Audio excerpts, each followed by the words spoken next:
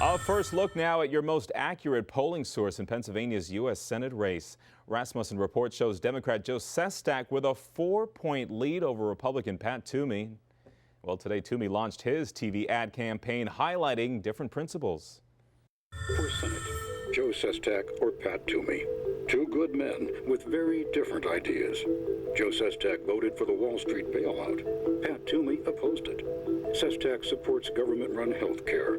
Toomey says no. Oh, he didn't waste any time. Our political reporter Bruce Gordon joins us. Bruce, what's behind these Toomey ads? Well, Thomas, I would not expect a major TV ad war all summer long. Too expensive, and frankly, most folks aren't paying attention. But for now, Pat Toomey wants to blunt Joe Sestak's momentum. Sestak, of course, won the Democratic primary going away, got lots more publicity than Toomey over the last few months because of his higher profile race. The last Rasmussen poll taken before the primaries had Toomey over Sestak by 2 points.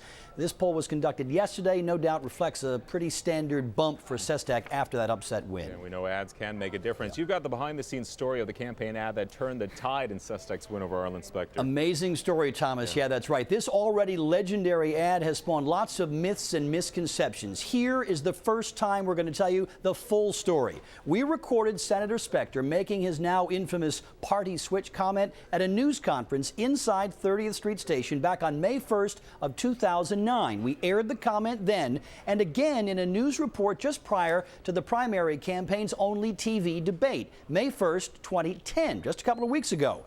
J.J. Balaban, who created the ad, tells the rest of the story in his own words. There's really two great staffers on the Joe Sestak campaign who monitored coverage about the race.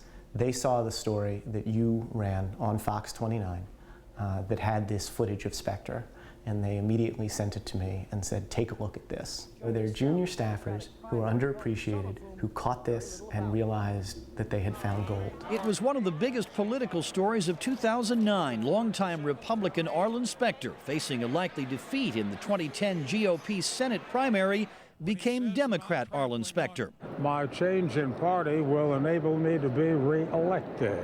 I saw this footage and knew that this was exactly what we had been looking for, which was basically a short, succinct summary of everything that Arlen Specter said when he changed parties. As you know, TV is an emotive medium.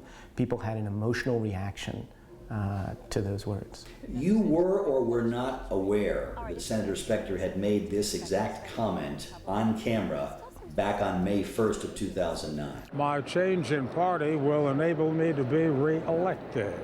Arlen Specter admitting he would not have won a Republican primary. We were not aware. There's just such an enormous amount of material about the senator, given his 30-year record in the Senate, that it was very hard to find all of that material.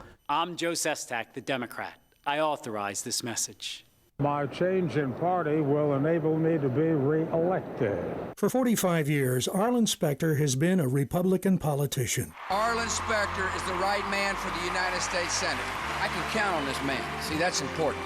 When you showed the ad to Congressman Sestak, what was his reaction? He felt more comfortable because we were using the senator's own words. We were using the senator's own ad in which he campaigned with George Bush, and a photo of the senator with Sarah Palin at a campaign event. These things grow into legends, but the reality is different, and there was a lot of hard work of hundreds of people that led, and especially Joe Sestak himself, that led to the victory. You know, it's a sexy story to say that an election pivots on one 30-second ad, but I don't think that's the reality. Now, to be clear, Fox 29 did not in any way cooperate with the Sestak campaign to help them get a hold of that video. But once it aired on our newscast, we had no authority to stop them from recording and airing the material. The law considers it fair use. A final note, the first version of this ad ended with a visual of Specter and Bush. Balaban and his team ultimately decided Specter and Palin was a stronger image for Democrats to see. That, of course, is what went on the air, Thomas. Yeah, I think that's important to point out. Before you go, though, Bruce, I want to talk about this claim, because the claim of a White House bribe to Sestak, it just won't go away. No, Sestak was asked again yesterday, this time on CNN, about his allegation made months ago that the White House offered him a job if he were to back out of the Democratic Senate primary. Of course, we all